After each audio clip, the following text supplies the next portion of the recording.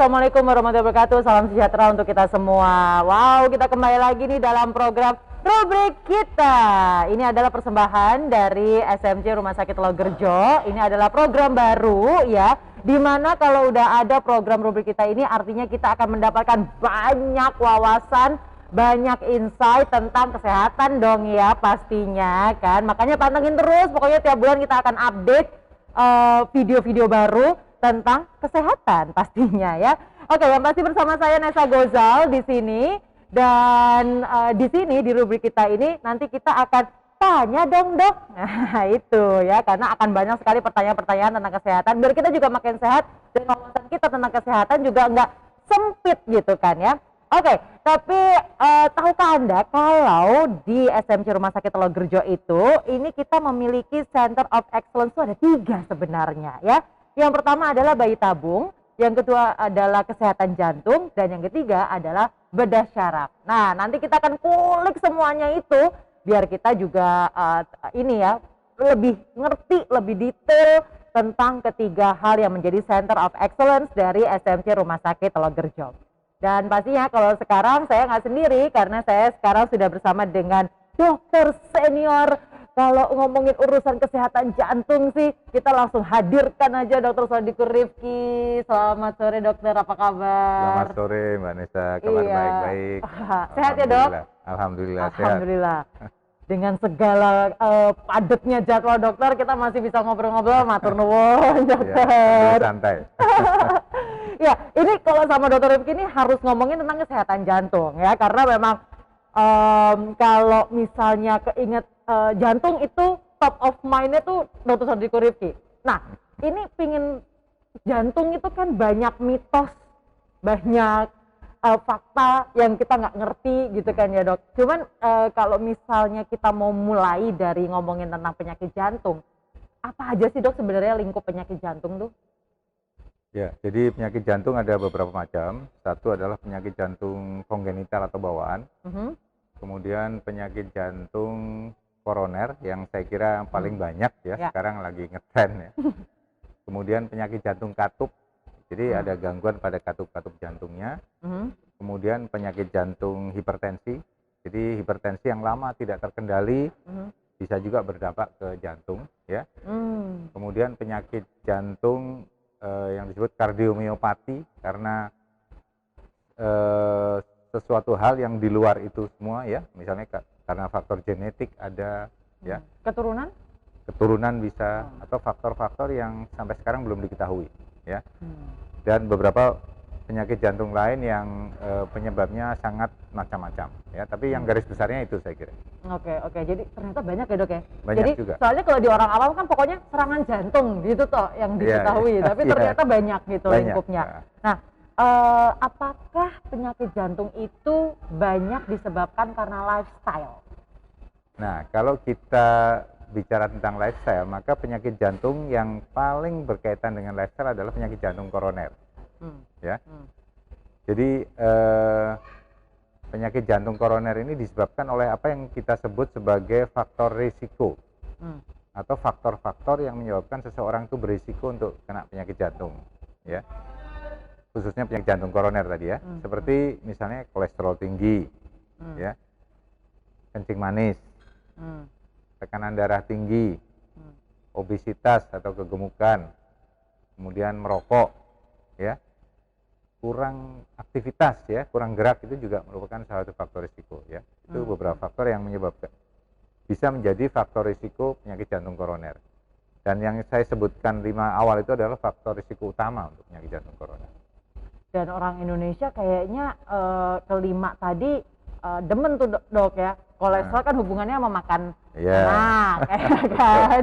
Terus habis itu ya hal-hal yang itu kan kayaknya dekat dengan kita gitu ya dok. Berarti memang harusnya kalau kita merubah ataupun adjust dengan lifestyle, kita bisa mengurangi resiko ya dok? Bisa ya. Jadi kalau tadi misalnya kolesterol sangat berkaitan dengan pola makan ya.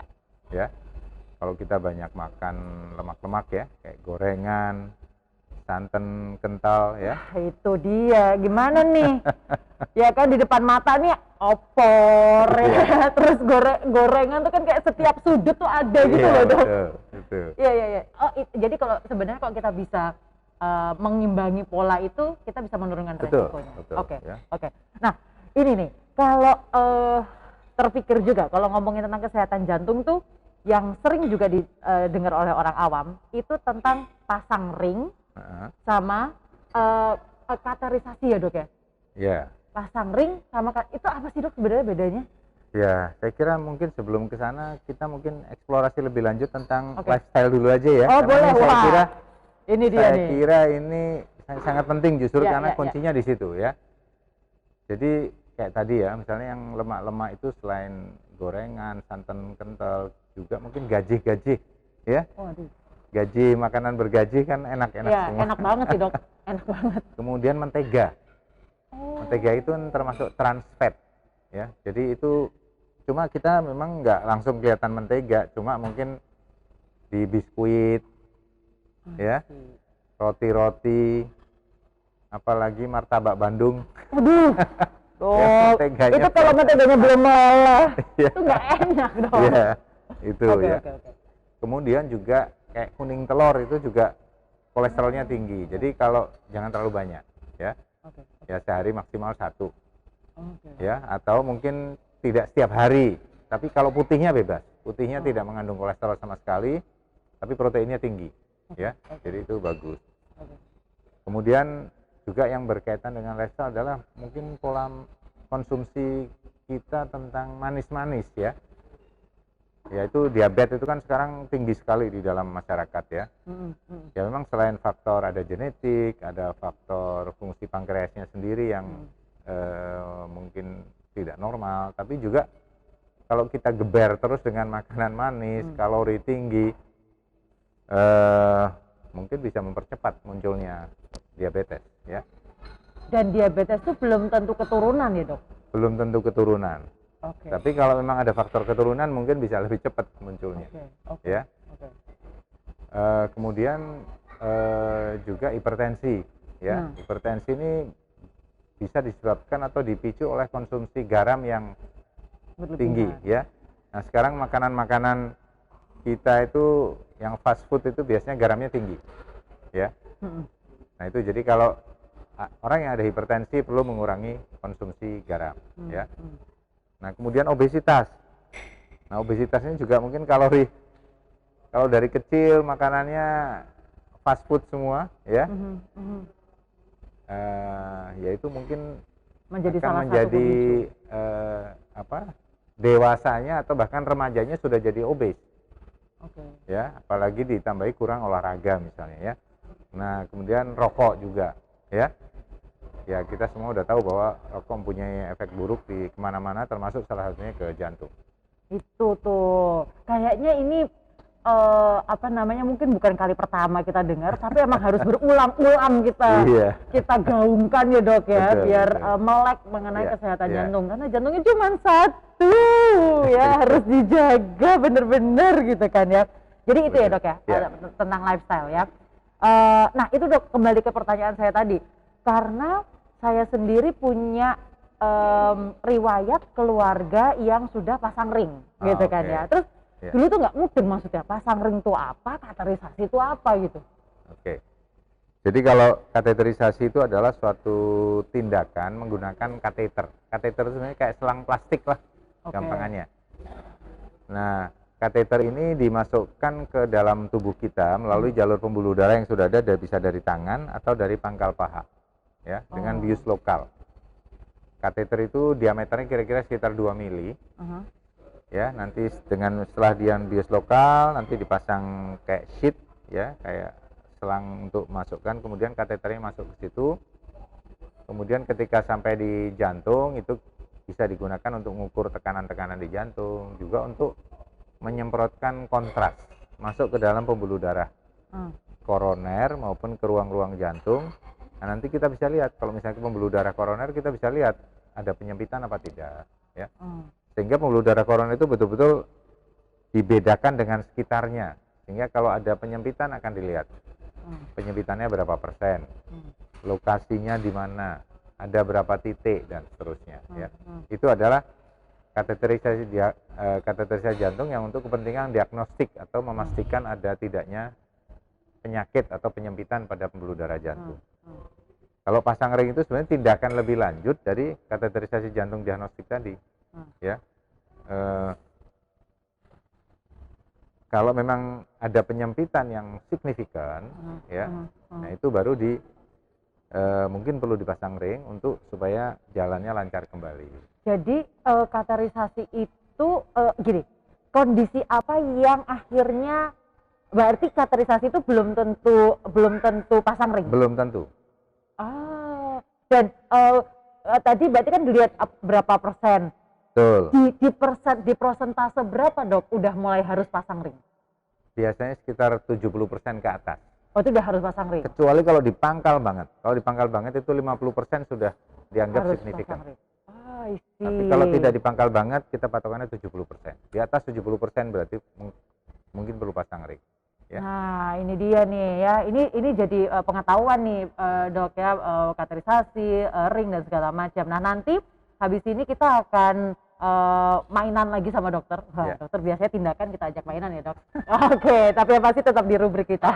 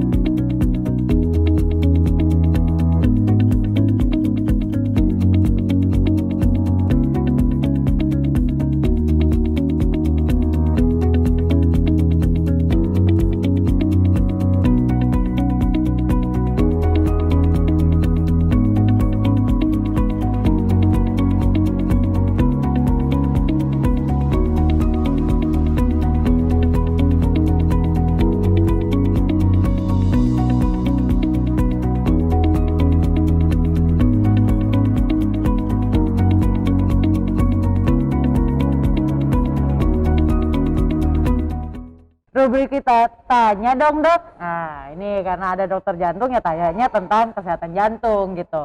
Nah, sebenarnya kenapa dari tadi kita ngomongin tentang kesehatan jantung juga sebenarnya di SMC Rumah Sakit Telogerjo ini ada Telogerjo Heart Center sebenarnya ya, Dok ya.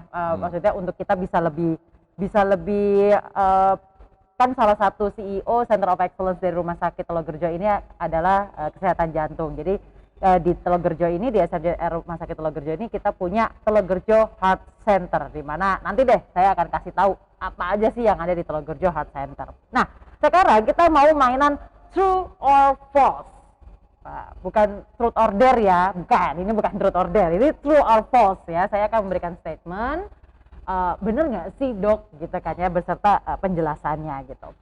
Oke, statement kita yang pertama, pemasangan ring itu bisa membereskan masalah penyakit jantung. True or false? False. False? Iya. Karena? Ya, jadi sebetulnya pemasangan ring itu mungkin menyelesaikan masalah, tapi pada waktu itu. Tidak menyelesaikan masalah seumur hidup pasien ini. Jadi jangan sampai salah persepsi. Setelah saya pasang ring atau saya bypass jantung, sekarang saya bebas makan apa saja, ya kan? Nah, itu keliru, ya, karena proses penyakit jantung itu adalah penyakit degeneratif yang dia prosesnya itu berjalan terus sepanjang kita hidup. Nah, kalau faktor-faktor risiko tadi, ya, kolesterol tinggi, kencing manis, hipertensi, obesitas, merokok dan sebagainya itu tidak dikendalikan, ya dia akan jadi penyakit lagi. Di jalur yang sama atau bisa di jalur yang lain? Bisa di tempat yang sama, bisa di tempat yang berbeda. Ibaratnya kalau saya kasih contoh, mungkin kita kayak memelihara jalan pantura lah, ya.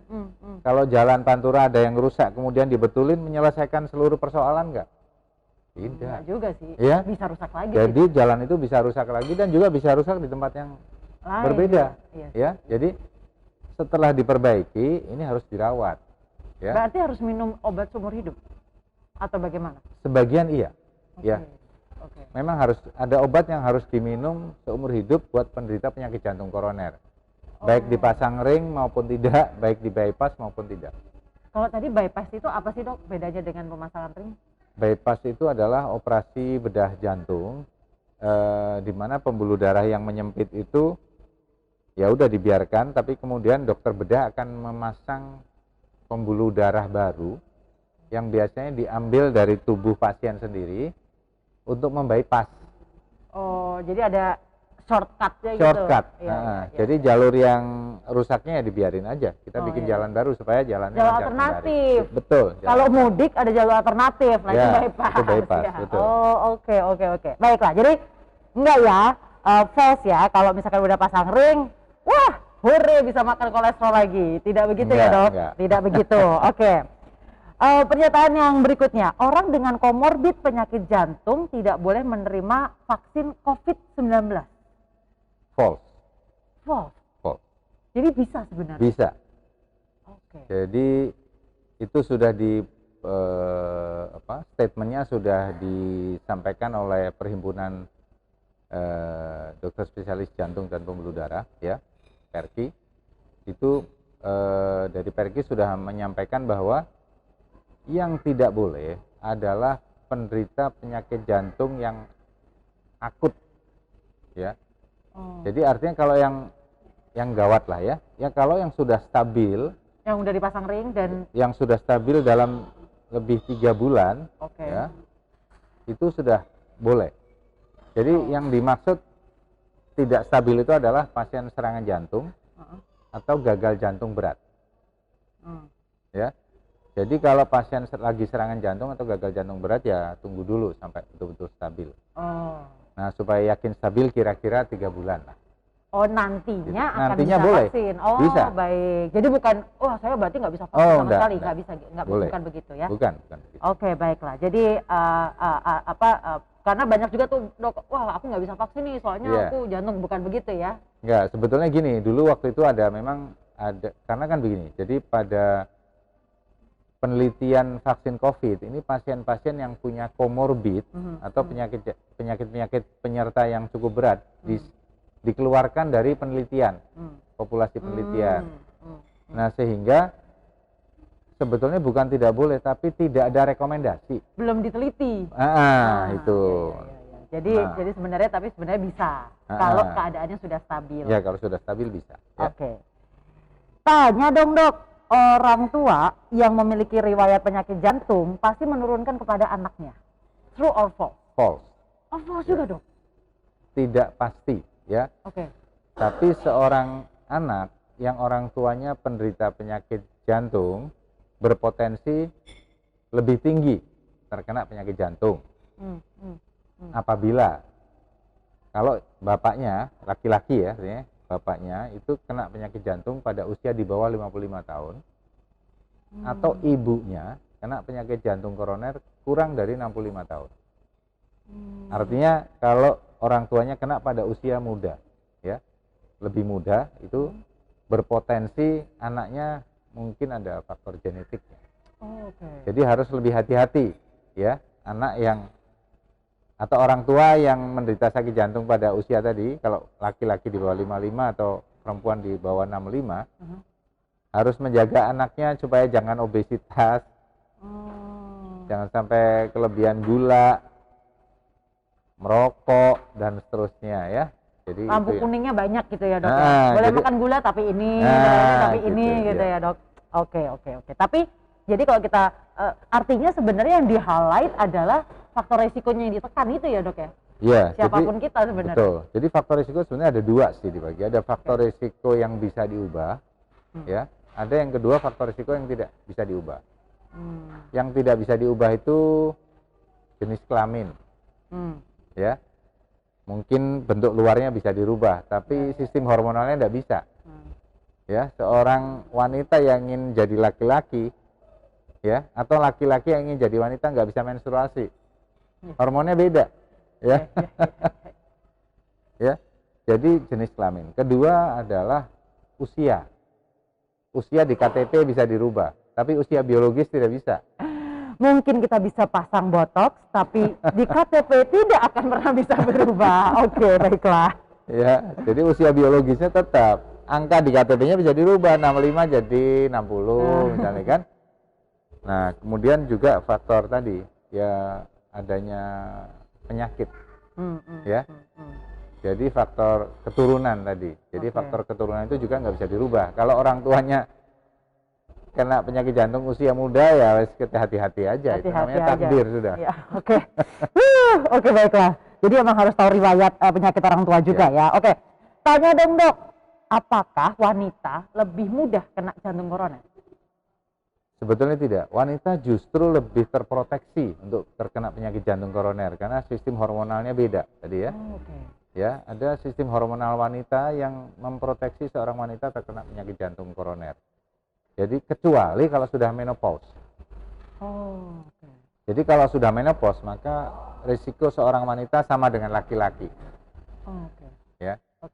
Jadi secara umum biasanya wanita kena penyakit jantung koroner sekitar 10 tahun lebih tua daripada laki-laki. Makanya laki-laki lebih meninggal lebih cepat daripada wanita. Waduh, agak serem juga sih ini ya, agak serem. Oke, tanya dong dok, kalau wanita kena, apakah lebih beresiko? Nah, kalau kena, memang lebih berisiko. Ya, jadi karena kemungkinan bahwa wanita itu sistem proteksinya tidak jalan. Ya, misalnya tadi ada karena suatu penyakit tertentu dia menopause lebih muda. Ya. Menopause umur 30 atau di bawah 40. Nah, itu berarti dia proteksinya sudah berkurang ya. Atau biasanya juga kalau kena pada umumnya wanita kan lebih tua sehingga risikonya juga lebih tinggi.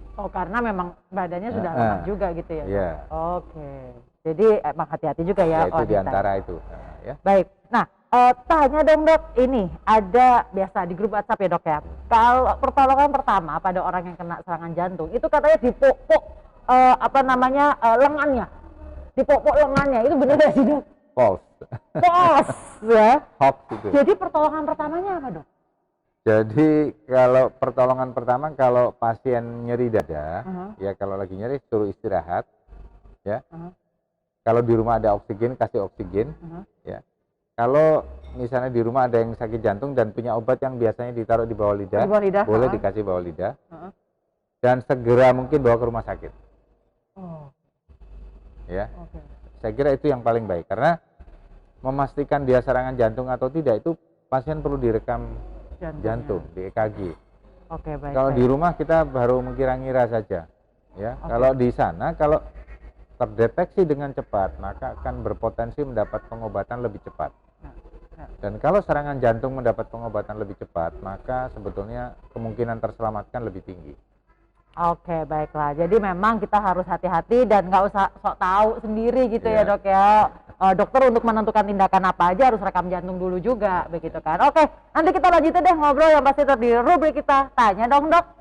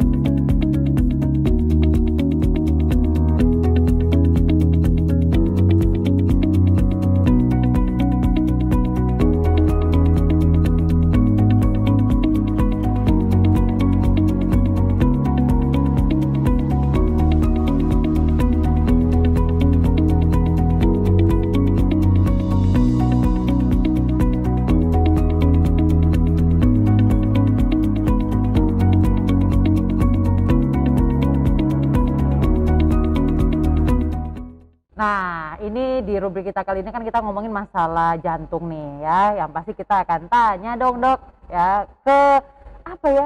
Ini berita-berita ataupun ya pesan-pesan berantai di WhatsApp yang suka saya dengar nih dok. Karena kan tadi dokter ngomongin tentang lifestyle, rokok. Kalau kopi ada hubungannya nggak dok? Maksudnya jangan terlalu banyak minum kopi nanti ngefek ke jantung. Itu ada hubungannya nggak sih dok? Nah, kalau kopi ini sebetulnya efek langsungnya tidak begitu sebetulnya. Jadi gini, untuk orang yang sensitif itu kopi bisa menyebabkan denyut jantung jadi cepat. Ya. Juga kadang-kadang bisa menyebabkan irama jantung tidak teratur. Ya. Atau juga bisa bikin tensi naik. Kalau kopinya terlalu kental misalnya ya, diminumnya terlalu banyak. Nah itu. Jadi tapi pada umumnya kalau orang yang umum ini, kalau kopi dalam jumlah yang wajar, misalnya 1 cangkir, kemudian dengan kekentalan yang juga normal, biasanya sih nggak apa-apa. Nah, yang mungkin bisa berkaitan mungkin adalah misalnya pas orang yang kolesterolnya tinggi, sering minum kopi susu dengan full cream. Ya, nah, mungkin dari susunya. Ya. Gulanya juga ya dok ya? Nah, atau yang orang yang ada kecenderungan diabetes, sering minum kopi tapi kopinya manis. Nah, itu mungkin gulanya bisa naik. Jadi, tapi kalau kopinya sendiri dengan serangan jantung sebetulnya tidak terlalu berkaitan, ya, kecuali orang yang sensitif tadi. Tapi biasanya orangnya udah paham kalau saya minum kopi kok langsung berdebar-debar. Nah, itu. Tapi untuk secara umum general nggak apa-apa. Nggak langsung berkaitan langsung gitu ya, nggak berkaitan langsung. Ya. Nah, ini ada lagi dok, sepeda dok. Jadi kemarin tuh kan kita kan lagi heboh, bukan lagi heboh, lagi ngetren sepedaan. Iya. Lagi ngetren sepedaan. Itu ada sebuah berita gitu yang bilang kalau ada pesepeda pakai masker. Jadi karena kita tetap prokes gitu ya, itu meninggal dunia. Katanya polisi mengungkapkan bahwa itu adalah serangan jantung. Iya. Itu secara penjelasannya apakah ada kaitannya karena kita nafasnya mungkin oksigennya kurang atau bagaimana gitu? Nah gini, sebetulnya kalau penyebab kematian yang pasti itu yang kalau mau yakin ya diotopsi, ya. Dan itu adalah sebetulnya ranahnya medis, ya. Nah cuma apakah itu karena masker? Menurut saya masih tanda tanya, ya. Karena orang kalau memang dasarnya ada sakit jantung, banyak naik sepeda main tenis nggak pakai masker ya meninggal serangan jantung, ya. Jadi sebetulnya kalau orang yang hobi goes, apalagi yang goesnya agak ekstrim, misalnya puluhan kilometer nanjak gunung dan sebagainya, usia sudah di atas 40 sebaiknya check up. Itu walaupun ada riwayat jantung atau tidak tetap? Iya, sebaiknya check up. Jadi check up untuk mengetahui apakah dia itu ada sakit jantung apa tidak. Termasuk check up faktor risiko tadi, kolesterolnya tinggi apa enggak, ada kencing manis enggak, tensinya tinggi apa enggak, gitu loh. Jadi takutnya kalau dia nggak tahu, dia nggak sadar dia punya hipertensi, pas nanjak itu tensinya naik tinggi banget, kena stroke, bisa bahaya kan? Atau dia punya sakit jantung koroner, dia lagi gejot gitu, berat tiba-tiba serangan, bisa jatuh. Kayak orang main tenis juga kan? Iya. Jadi apalagi kalau misalnya, makanya saya bilang ini kalau goesnya yang ekstrim. Iya. Kalau goesnya yang di sekitar komplek gitu, saya kira sih nggak apa-apa, itu malah bagus. Oke. Ya. Kenapa tadi dokter mention di atas 40? Apakah memang resikonya lebih tinggi? Iya, biasanya orang usia di atas 40 mempunyai resiko mulai meningkat lah, ya. Karena kan sebetulnya walaupun kolesterol tinggi ini sebetulnya sudah didapatkan sejak usia muda. Ya, otopsi yang dilakukan pada tentara-tentara Amerika yang meninggal di Vietnam dulu sudah didapatkan tuh ada plaknya. Usia padahal tentaranya kan usia 20-30 itu, ya. Sudah ada plak tapi masih tipis-tipis. Ya. Jadi kalau itu tidak dicegah ya akan terus nambah kan dari tahun ke tahun. Gitu loh. Dan makanya di atas umur 40. Iya. Tadi dokter sempat bilang ada gagal jantung, ada serangan jantung, terus saya juga pernah baca ada henti jantung. Oke. Nah, itu bedanya apa sih dok? Nah gini, jadi kalau di medis ya gagal jantung itu adalah pasien yang biasanya keluhan utamanya adalah sesak napas ya. Kemudian bisa ditandai dengan bengkak di tungkai, kakinya bengkak-bengkak ya, masih ada sesak. Kemudian disebabkan oleh biasanya itu pompa jantungnya itu lemah. Atau kadang-kadang kalau di ronsen jantungnya besar sekali. Ya, itu kan ada sumbatan, Dok. Nah, penyebabnya bisa macam-macam, bisa karena sumbatan, bisa karena katup bocor, bisa karena katup mampet, bisa karena gangguan pompa jantung yang penyebabnya macam-macam, ya. Jadi intinya adalah pasien karena gangguan pada pompa jantung, ya kan pasien itu menjadi sesek. Ya, itu disebut sebagai gagal jantung. Nah, kalau serangan jantung itu adalah biasanya disebabkan oleh karena penyakit jantung koroner, di mana plak tadi, plak. Jadi kalau orang penyakit jantung koroner kan pembuluh darahnya ada plaknya atau timbunan kolesterol itu. Nggak mulus gitu ya, Dok ya? Nah, plaknya atau timbunan kolesterol ini, kolesterol itu sebetulnya ada di dalam dinding pembuluh darah, ya, yang dilapisi oleh lapisan pembuluh darah. Ya, jadi ibaratnya kayak apa ya? Ada kayak topinya gitu lah di dalam pembuluh darah itu.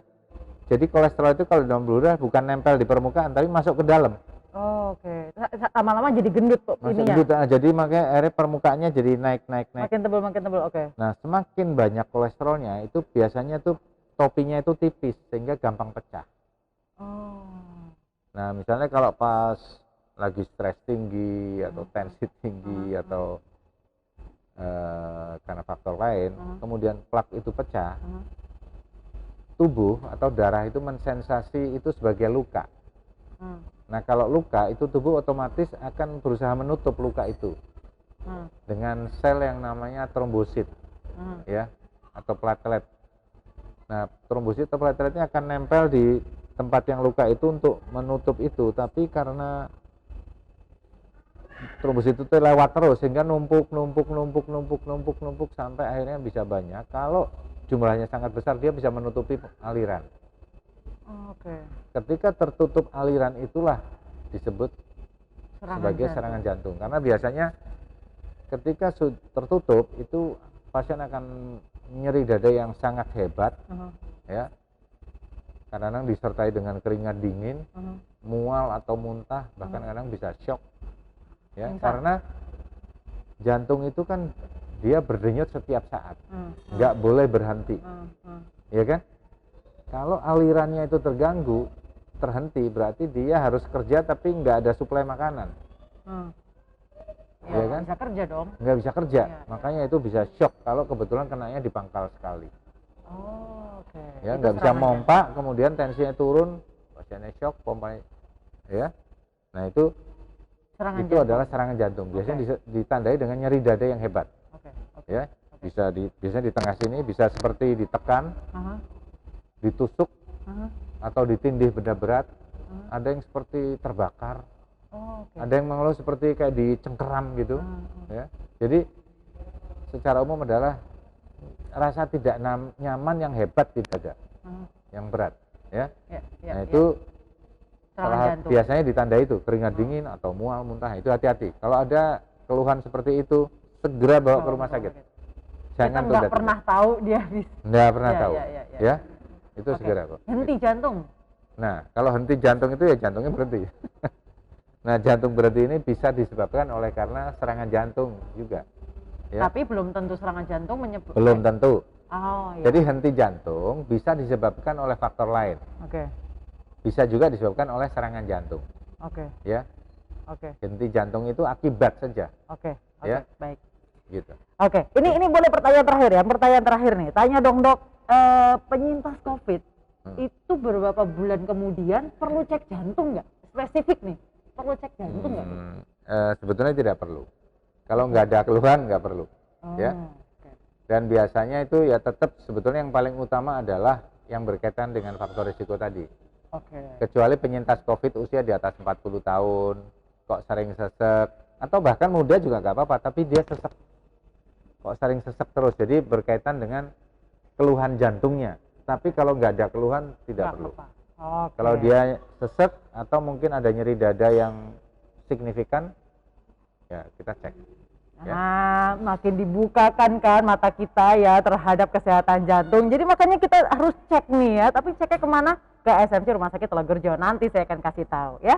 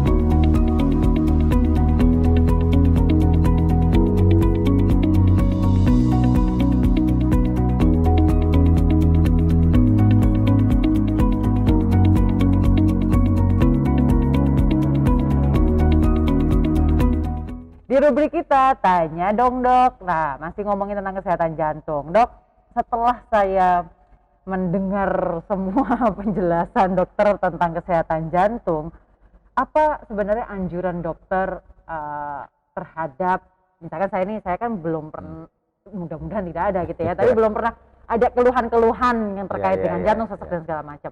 Apa anjurannya bagi kita? Atau bahkan yang sudah kena juga, gitu, biar komplit. Jadi yang paling penting kalau sakit jantung itu pencegahan sebetulnya, ya.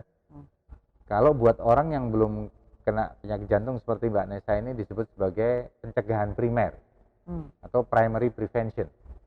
Kalau orang yang sudah kena penyakit jantung tetap harus mencegah juga, tapi pencegahan sekunder namanya, supaya nggak kena lagi, ya, atau secondary prevention. Sebetulnya intinya sama, jadi mengendalikan faktor risiko tadi, ya. Kalau untuk orang yang masih sehat, belum pernah kena penyakit jantung koroner, usahakan kolesterolnya itu tidak tinggi, ya. Sekarang dianjurkan untuk kolesterol yang jahat atau LDL itu diusahakan di bawah 100. Kalau yang sudah pernah kena? Kalau yang belum. Oke, belum, oke. Kalau yang sudah kena lebih ekstrim lagi anjurannya, di bawah 55. Ya. Jadi sangat sulit sekali. Ya. Jadi artinya kalau orang yang sudah kena berarti dia punya kelemahan dalam pembuluh darah, ini, sehingga jaganya harus lebih ketat lagi. Kemudian juga diusahakan gulanya jangan sampai tinggi, ya.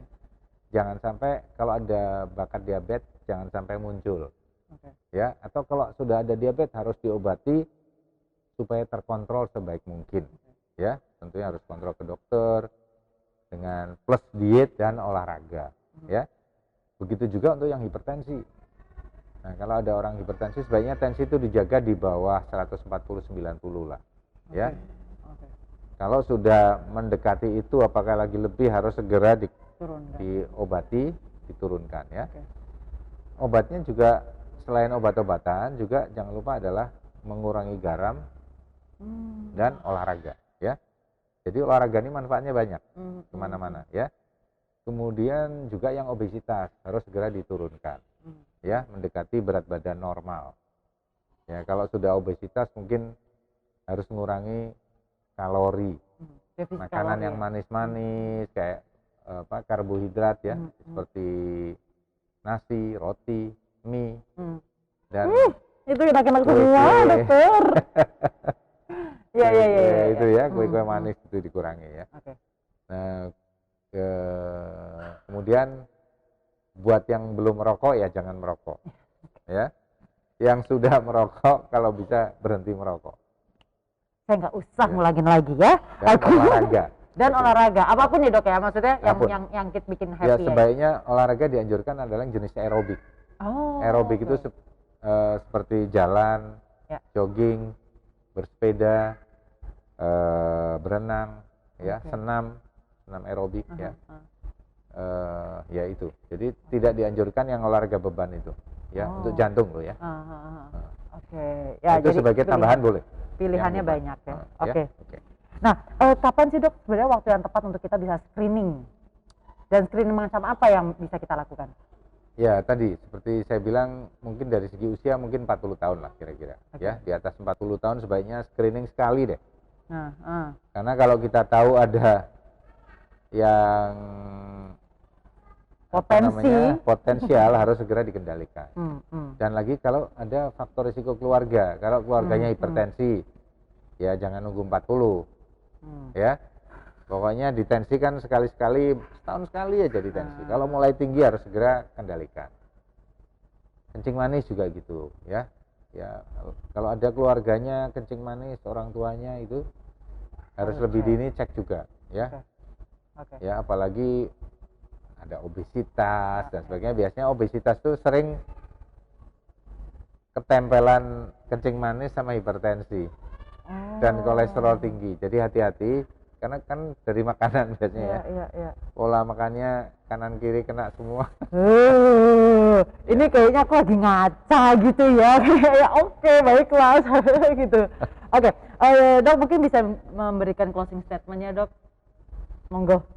Ya, saya kira buat para pemirsa sekalian penting sekali untuk menjaga kesehatan jantung kita dengan mengendalikan faktor risiko tadi dengan cara hidup yang sehat. Demikian. Terima kasih. Oke, hidup yang sehat ya dengan segala macamnya.